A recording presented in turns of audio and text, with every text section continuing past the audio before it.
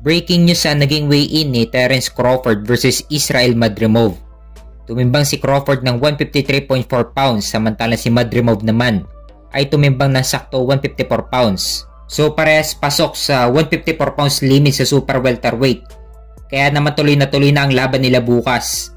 Nakataya dyan ng WBA at interim WBO super welterweight title. So ibig sabihin ang mananalo dito magiging mandatory agad sa WBO super welterweight title ni Sebastian Fundora. Kaya kung manalo dito si Crawford, magiging champion siya sa 4 na dibisyon. At sunod niyang makakalaban si Sebastian Fundora na may height na 6'6" So kung parehas maipanalo ito ni Crawford, magiging unified champion siya sa super welterweight division. Mahahawakan niya ang 3 sa 4 na titulo sa 154 pounds. Pwede niyang isunod agad si Bakram Murtazaliev na may hawak naman sa IBF Super Welterweight title. Marami pa ang magagandang laban na naghihintay kay Crawford bukod sa laban niya kay Canelo. Nandyan pa si Veril Ortiz, Tim Tszyu at Xander Zayas.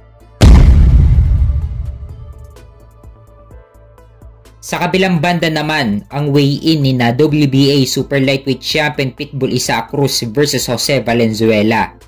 So tumimbang si Pitbull Cruz na saktong 140 pounds samantalang si Jose Valenzuela naman ay tumimbang ng 139.8 pounds. So parehas pasok sa 140 pounds limit sa super lightweight. Kaya naman tuloy na ang laban nila bukas. Ito ang magsisilbing co-main event sa laban ni na Terence Crawford at Israil Madrimov.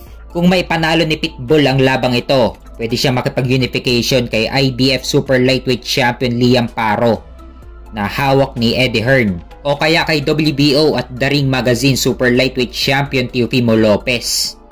Pero hawak ng top rank si Lopez kaya medyo malabo-labo pa sa ngayon na maikasa ang laban nila. Hindi katulad kay Liam Paro na hawak ni Eddie Hearn.